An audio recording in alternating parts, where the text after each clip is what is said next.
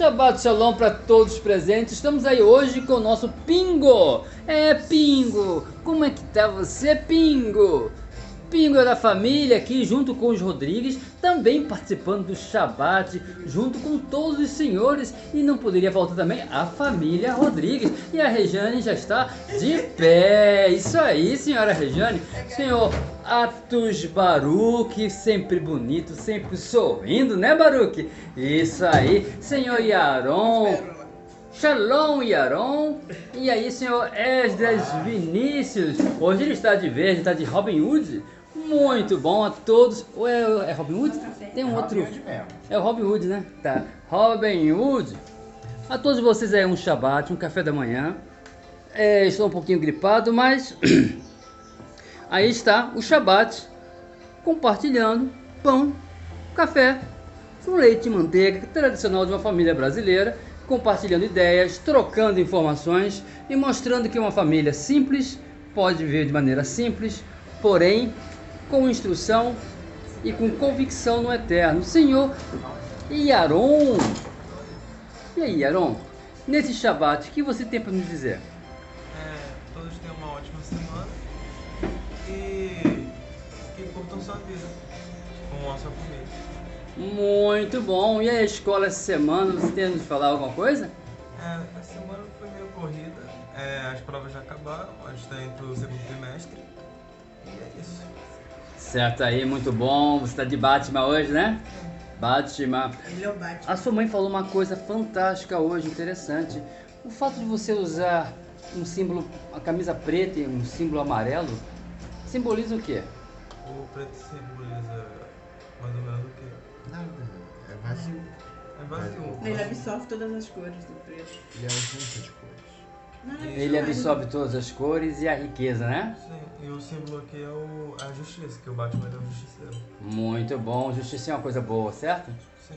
Muito bom, ótimo café da manhã, um shalom para você, senhor Atos Baruch, uma palavrinha rápida sobre a semana, sobre a vida, uma ideia aí para a sociedade. Você tem a falar?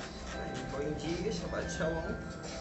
Sobre uma palavra, estudem, porque essa semana na escola, pelo que eu vi, tá complicado. Depois eu vou falar um pouco, mas estudem, sejam autodidatas, que é a melhor solução no momento.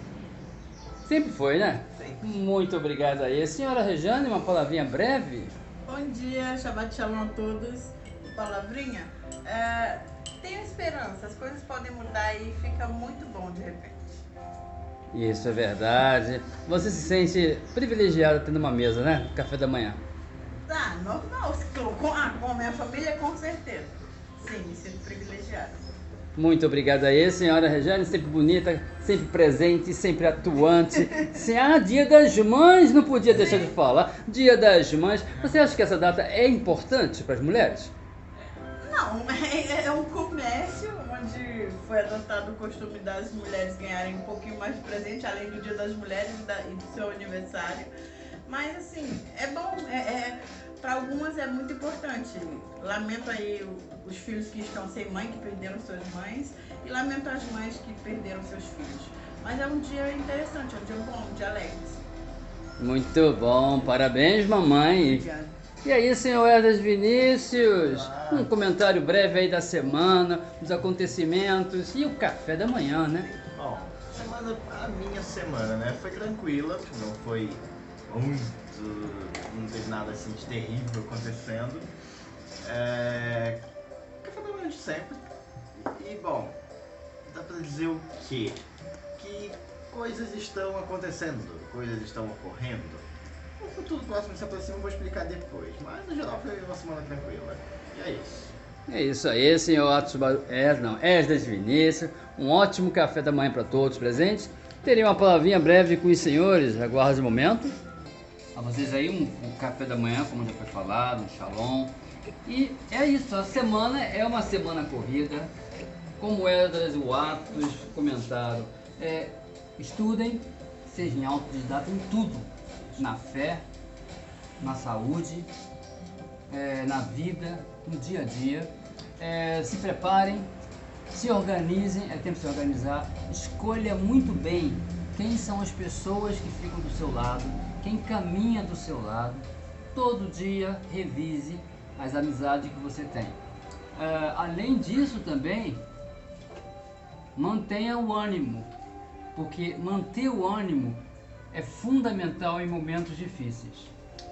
Daqui a pouco a gente vai dar uma palavrinha sobre Taná, mas em resumo sobre o café da manhã, faça o café da manhã, isso levanta, como a Regiane fala, a moral da tropa, dá ânimo, essas coisinhas são importantes.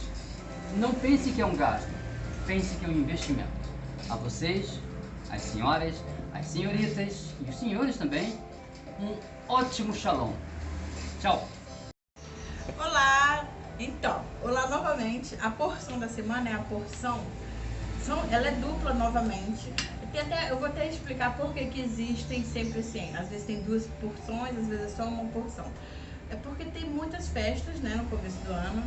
Tem a festa de Tu B'Shevat, Sukkot, Shavuot, aí tem o Pessa, tem algumas comemorações onde não é lido a porção e aí ela se acumula, então a gente tem que colocar dupla para poder compensar as 54 porções lidas em um ano. Por isso que é dupla, conhecida como Mahu Barot.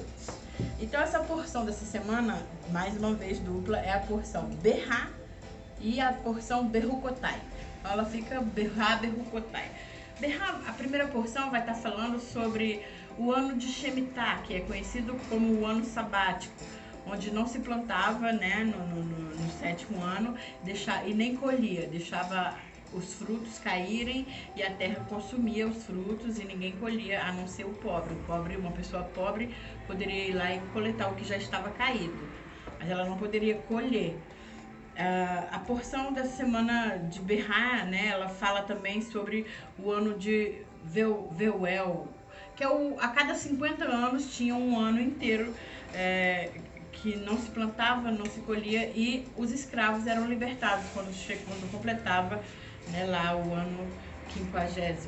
Então essa porção ela é bem extensa, eu acho que ela é muito grande, a porção Berra, mas a gente vai ter que falar também. O que se destaca, eu separei esses tópicos assim, que se destaca mais, que é sobre o ano sabático, sobre a colheita para os pobres, a obrigação de ajudar os pobres e o ano de libertação dos escravos. Em Berra vai falar sobre isso. Já em Berrucotai fala de coisas assim mais abstratas, que mexe mais com o teu sentimento e tal. Por exemplo, a palavra Berrucotai, ela deriva de Rukat, que deriva de Hakiká, que no português significa esculpido na pedra, especificamente na pedra. Então, quando você... tem uma diferença de esculpir para escrever. Pode ser o mesmo texto, não há diferença no texto. Eu escrevo um texto no papel e aí com a tinta de caneta e tal.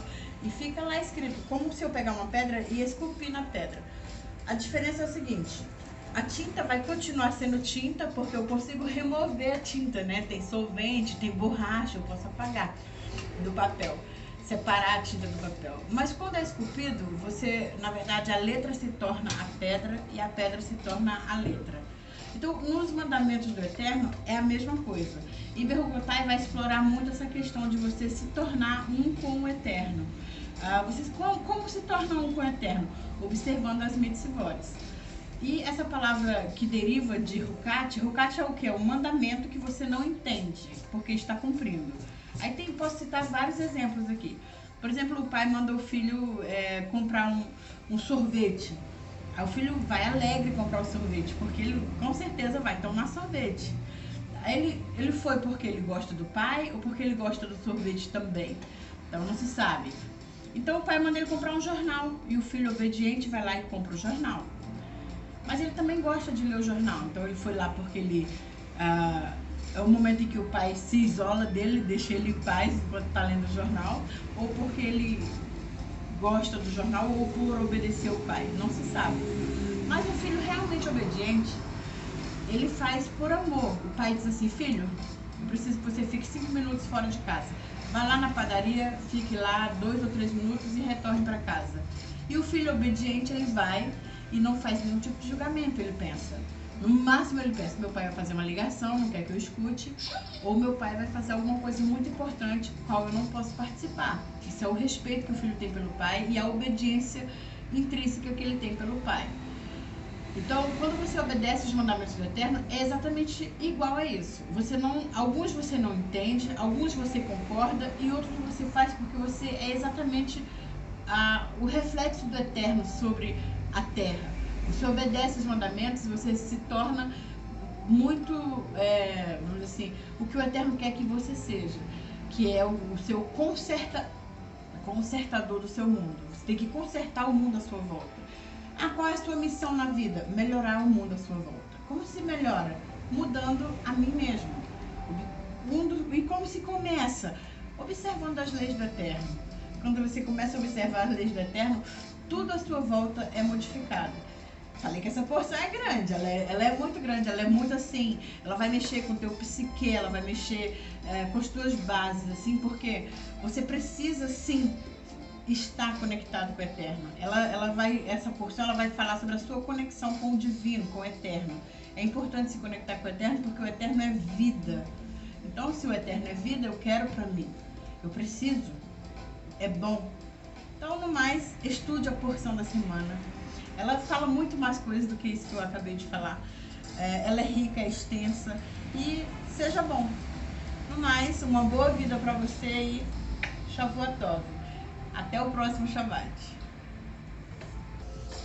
Bom, Shabbat Shalom pra todo mundo.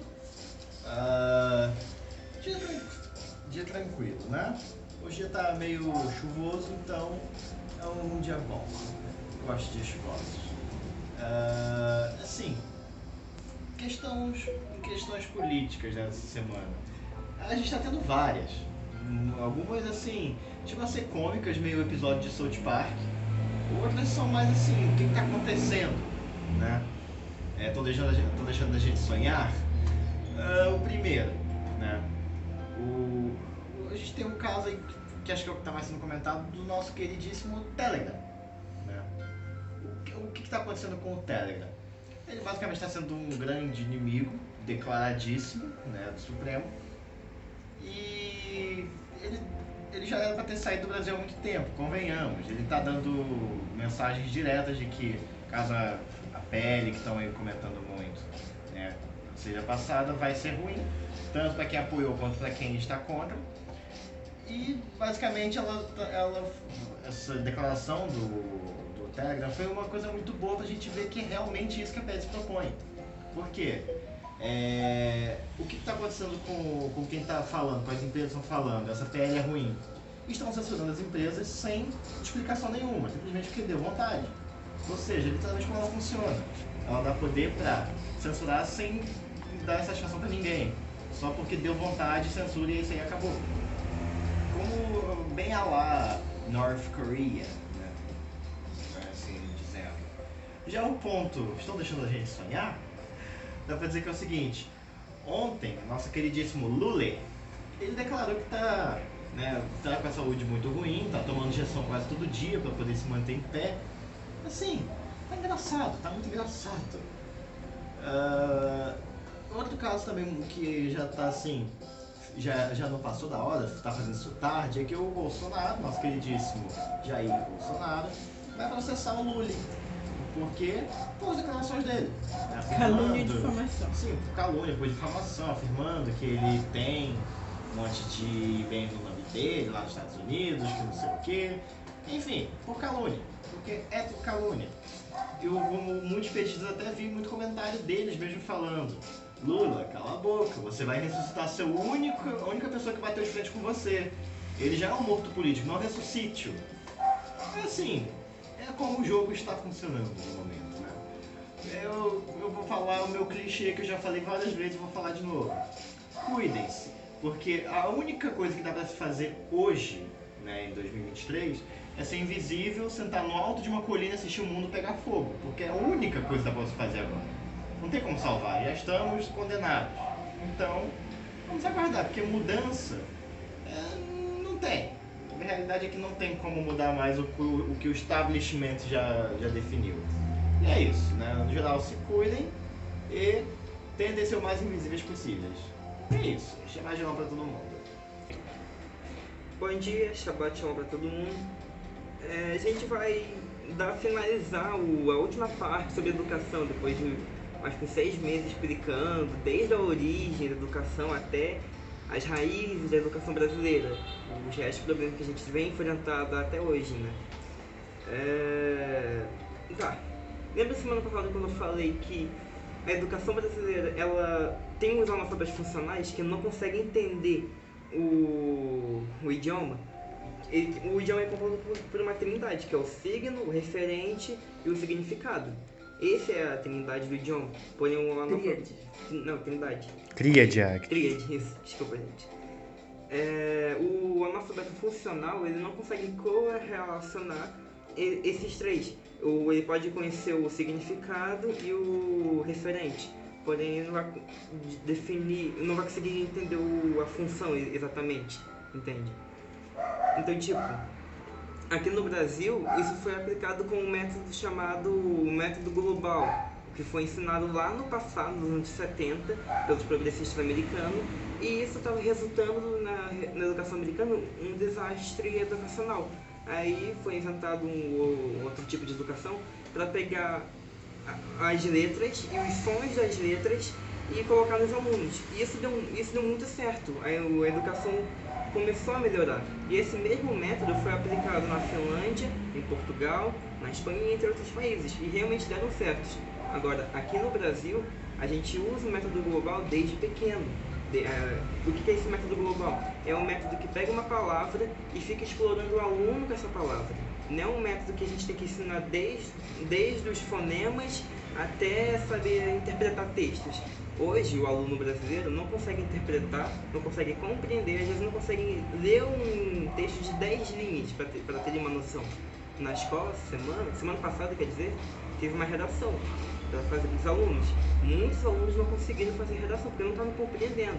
E para ter uma noção, eu sou um aluno de segundo ano de ensino médio. Na turma de ensino médio já não consegui fazer redações ou compreender textos, entende? O nível que chegamos. E quem defendia esses métodos globalistas era o Paulo Freire. Ele ajudou a empurrar mais esse caminho na educação brasileira.